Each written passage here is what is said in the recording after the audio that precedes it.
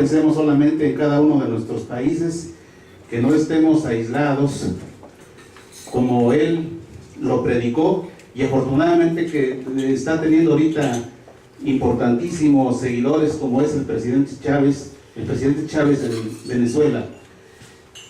El caso que a mí me preocupa mucho, desde luego es mi caso, pero mi caso no está desarticulado de la problemática general que aquí se está tratando y que no es más que los graves problemas que enfrenta la clase trabajadora.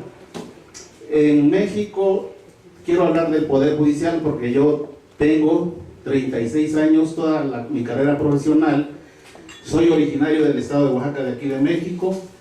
Toda mi experiencia profesional se la aporté al Poder Judicial Federal de México y de un día para otro me quitan el trabajo, ¿no? Igual con los problemas que les están analizando.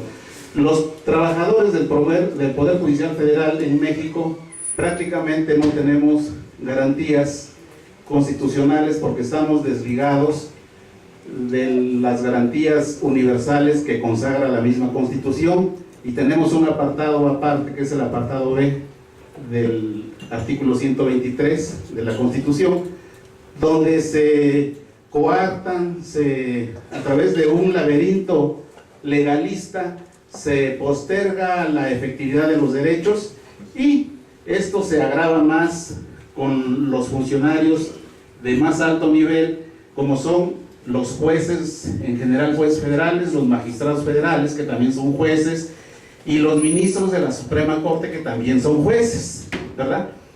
Entonces, se creó en 1995, a partir de entonces empezó a funcionar en México un organismo policíaco y político, es una policía política que se llama Consejo de la Judicatura Federal, que se encarga, no quiero hacer a un lado la terminología legalista, formalista, y quiero irme al grano, tal y como son las cosas.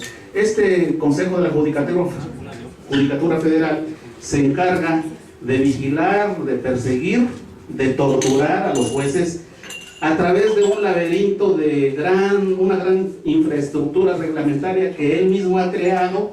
La Constitución dice que la Corte vigile al Consejo de la Judicatura, pero eso es pura palabra. La Corte no hace nada. La Corte está bien controlada por el Poder Ejecutivo. El Poder Ejecutivo nombra a los ministros a través del Senado de la República, también nombrados por el Poder Ejecutivo, y ya se imaginarán ustedes la clase de ministros de Suprema Corte que tenemos.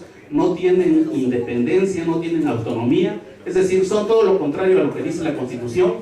Y los señores jueces, son más de 1000 jueces y magistrados federales en todo el país, pues vienen siendo una copia de los señores ministros, ¿verdad?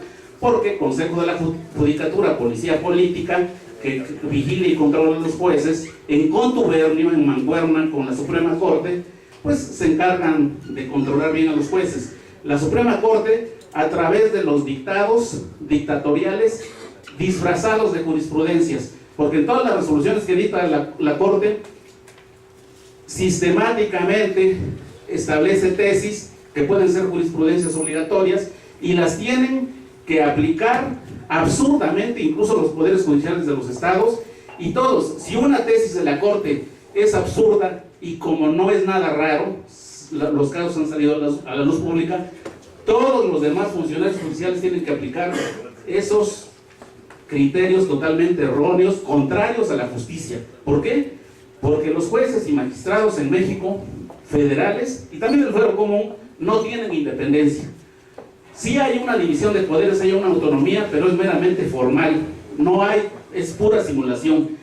Entonces creo yo que sí se necesita también luchar, hacer una actividad en cada uno de sus países, señores abogados, para que estas cosas dejen de pasar.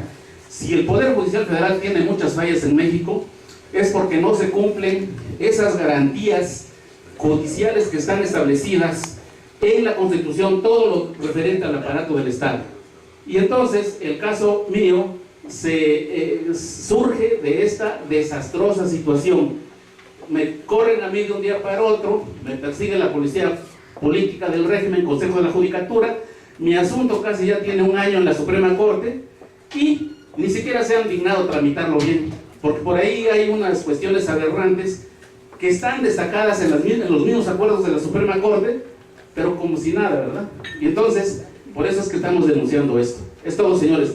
También, finalmente, hay 2 vacantes de ministros de la Suprema Corte aquí en México, y es necesario que los abogados mexicanos, me dirijo a la ANAD, Asociación Nacional de Abogados Democráticos, para que entren a la lisa, al juego, para que de alguna manera intervengan en un proceso, para que el proceso se vuelva democrático, e intervengan en el proceso de elección de estos 2 ministros de la Corte, jueces de la Corte, para que se le quite un poquito de poder a estos pillos que están en la Suprema Corte. Gracias.